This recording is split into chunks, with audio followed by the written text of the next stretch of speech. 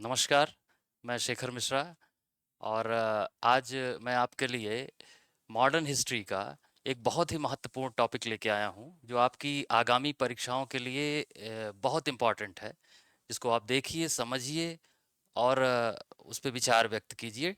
चलिए, बिना विलंब किए हम अपना डिस्कशन शुरू करते हैं और आज का टॉपिक है 1857 विद्रोह।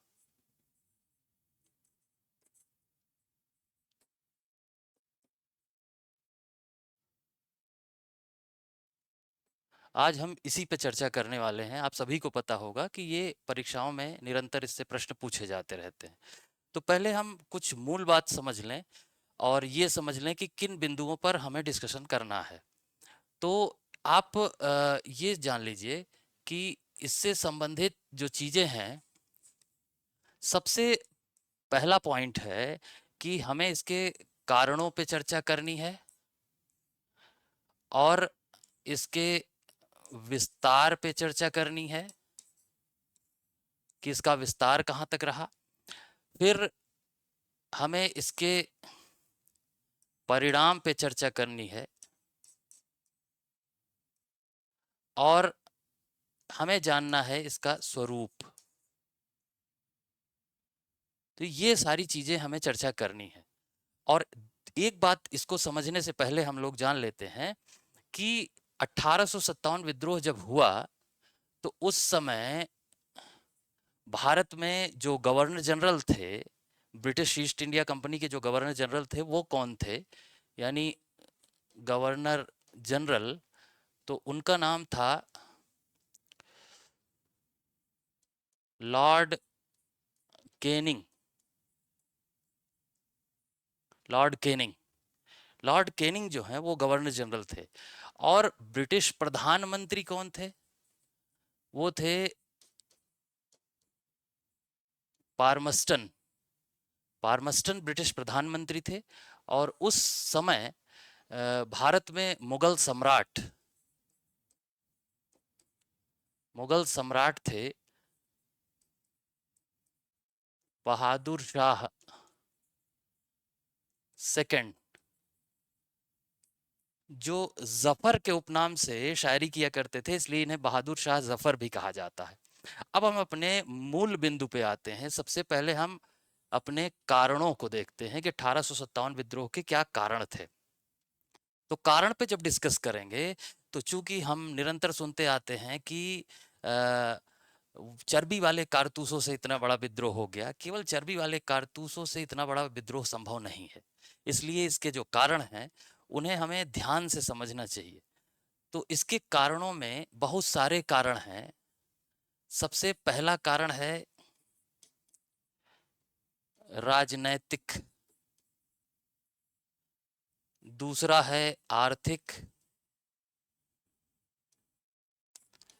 तीसरा है सामाजिक, धार्मिक, और चौथा जो कारण है वो है तत्कालिक कारण।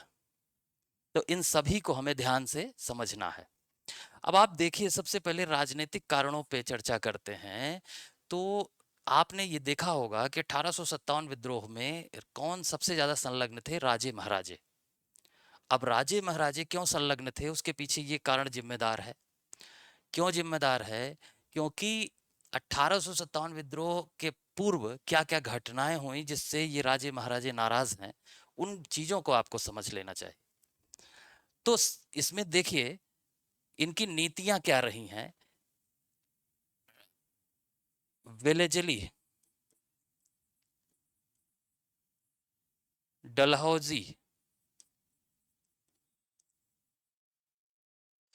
अब वेलेजली जो है, इन्होंने सहायक संधि दी जिससे राजे महाराजों पर कंट्रोल किया जा सके। डलहौजी ने हड़प नीति दी जिससे उनकी संपत्ति को पूरी तरीके से हस्तगत किया जा सके, कब्जा किया जा सके। इनाम कमीशन बंबई में गठित किया गया, 20,000 जागीरें जब्त कर ली गईं। इसके अलावा अवध का कुशासन के आरोप में विलय कर लिया गया और बहुत सारे राजे महाराजों की उपाधियां जब्त कर ली गईं। और सबसे महत्वपूर्ण डलहौजी की हड़प नीति है।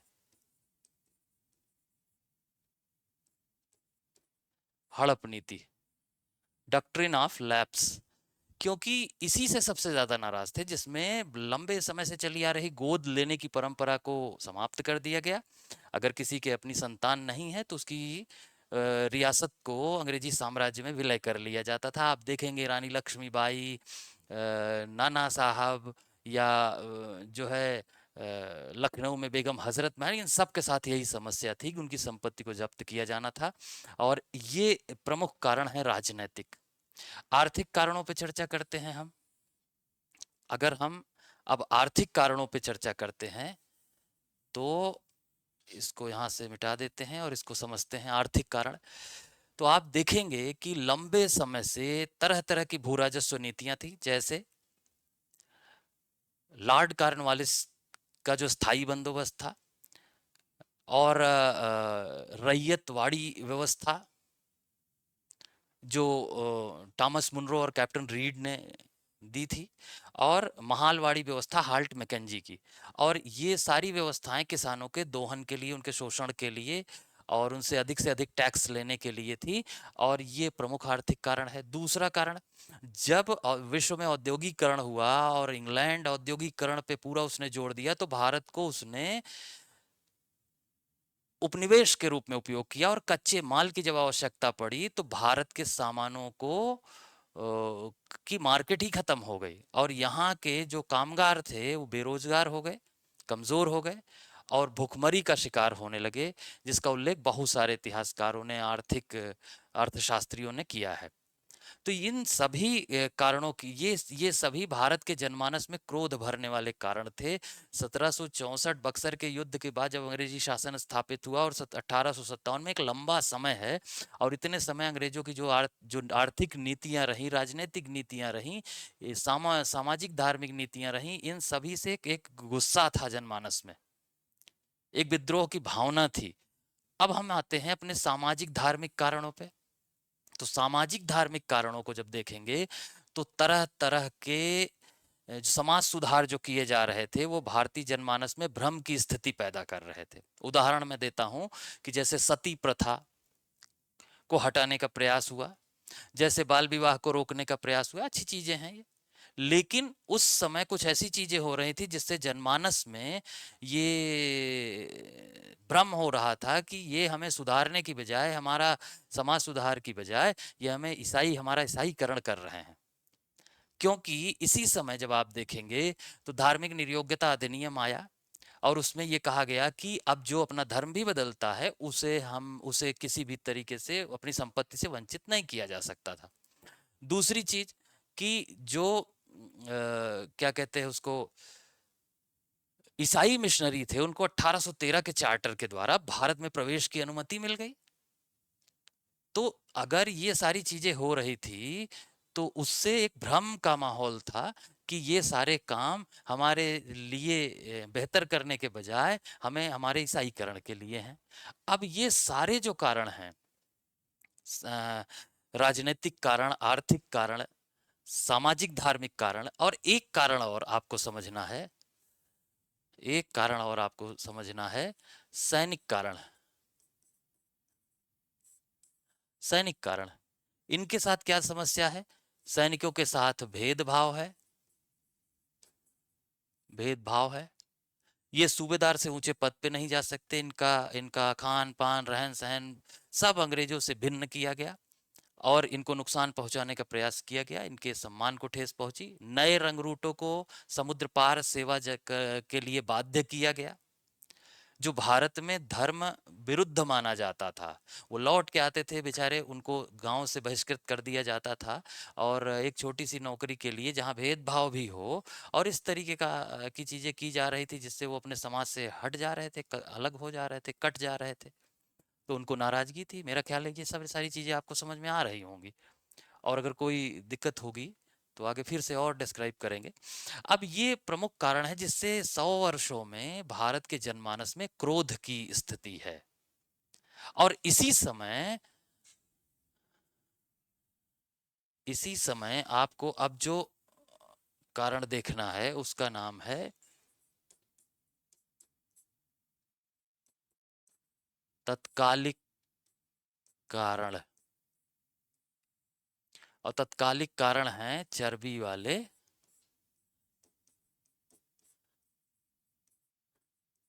कारतूस।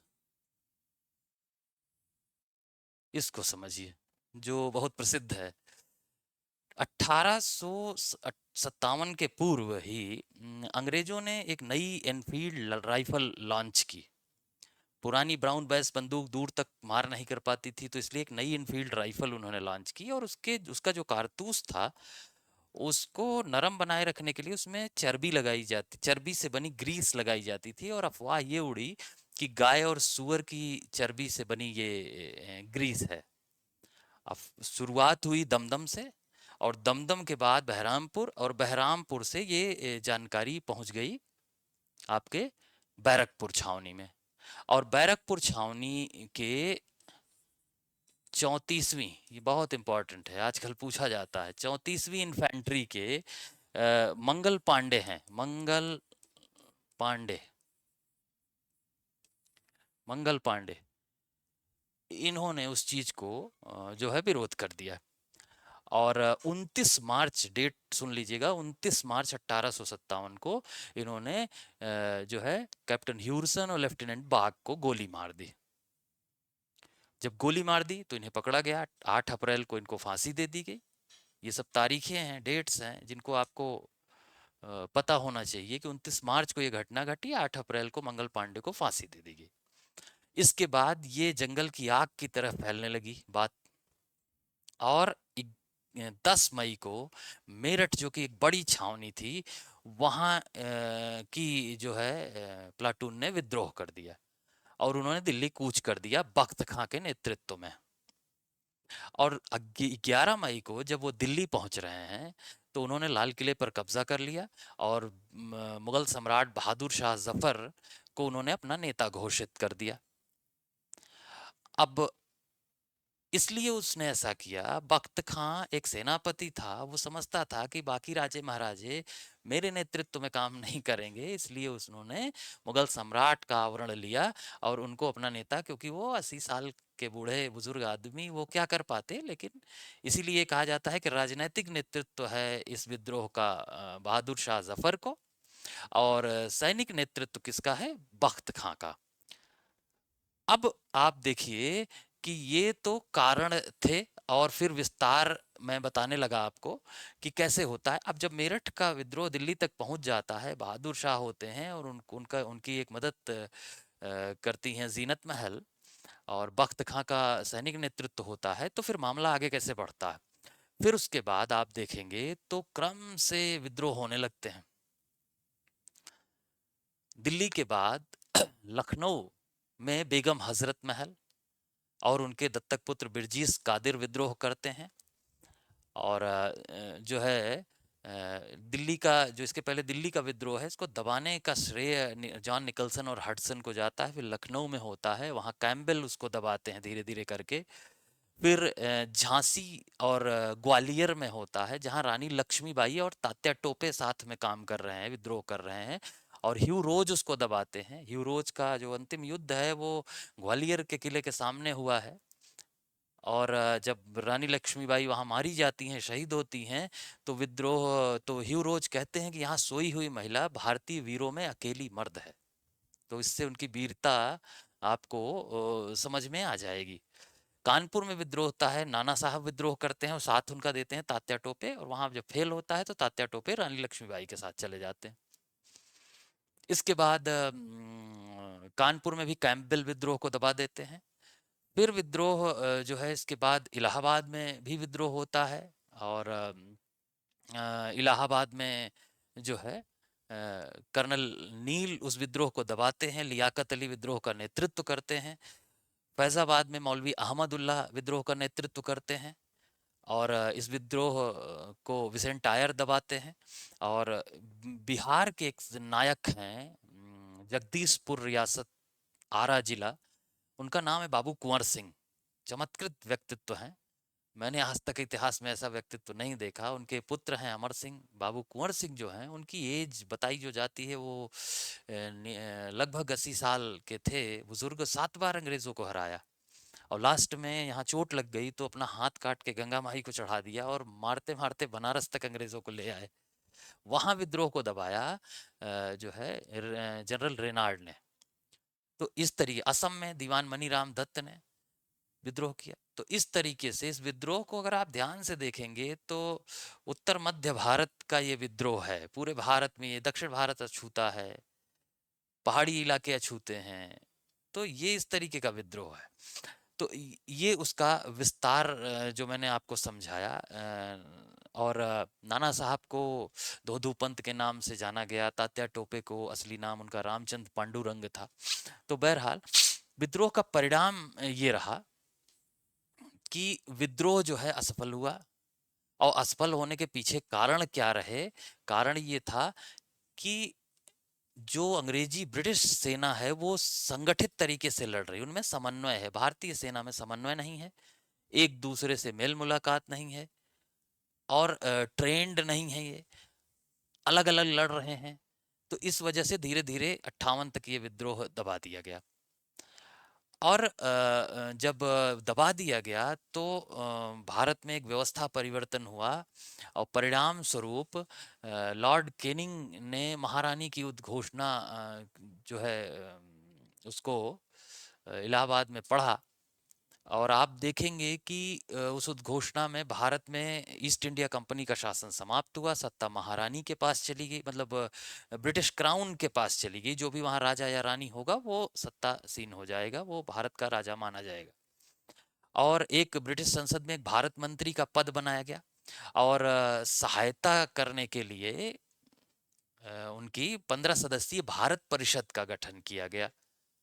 तो इस तरीके से सत्ता परिवर्तन, सेना में कुछ सुधार हुए, भारतीयों का जो अनुपात है वो थोड़ा सा घटाया गया, तोपखाना अंग्रेजों के अधीन कर दिया गया कि भारतीय उसमें ना शामिल हो, नहीं तो किसी भी समय विद्रोह होगा तो तोपखाना उनके कंट्रोल में रहेगा।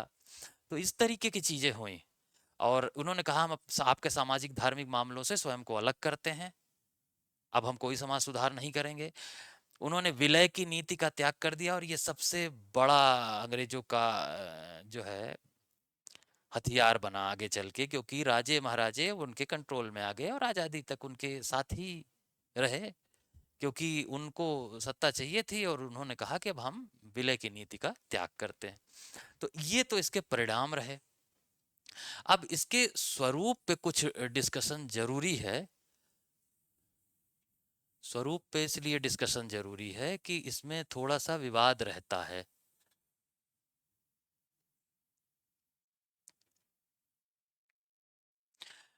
तो स्वरूप पे इस पे, क्योंकि आपने सुना होगा कि कोई इसको विद्रोह कह रहा है, कोई इसको क्रांति कहता है, और कभी प्रथम स्वतंत्रता संग्राम कहा जाता है। तो मैं आपको वो समझाता हूँ कि क्या है उसमें।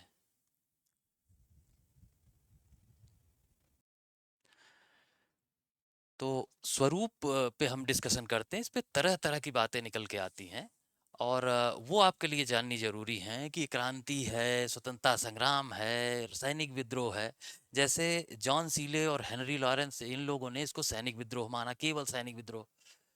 जैसे इसको डिजरायली, बेंजामिन डिजरायली ने राष्ट्रीय विद्रोह कहा। और इन्होंने बीडी सावरकर ने इसको प्रथम स्वतंत्रता संग्राम कह दिया। आरसी मजूमदार जो है वो कहते हैं कि ये तथाकथित प्रथम स्वतंत्रता संग्राम न तो प्रथम, न राष्ट्रीय, और न ही स्वतंत्रता संग्राम है। तो आपको समझना पड़ेगा कि ये क्या है। तो समझिए इसको कि क्यों ने मैंने इसको विद्रोह लिखा, क्योंकि इसका क्षेत्र सीमित है।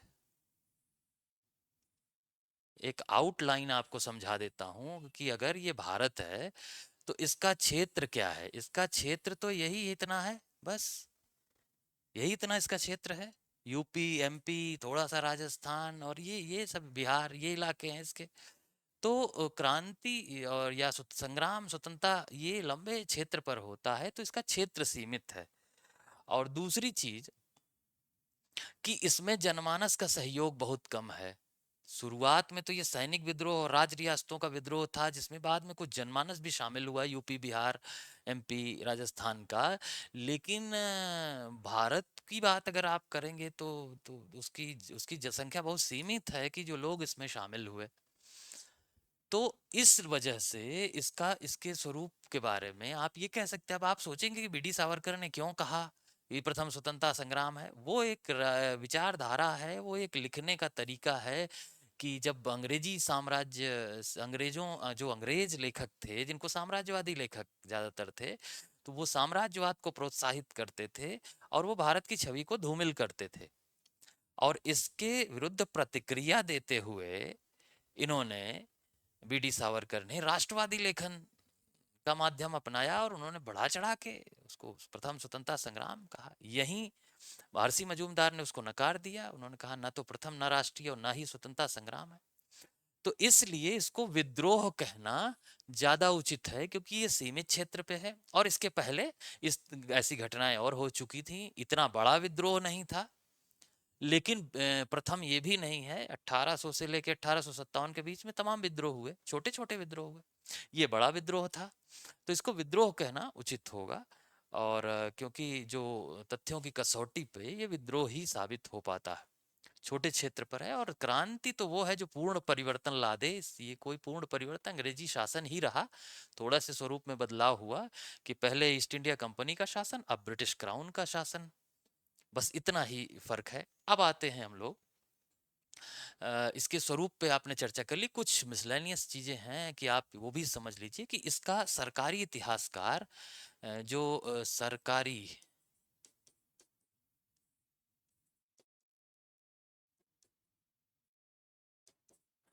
इसके जो सरकारी इतिहासकार हैं वो हैं एस एन सेन।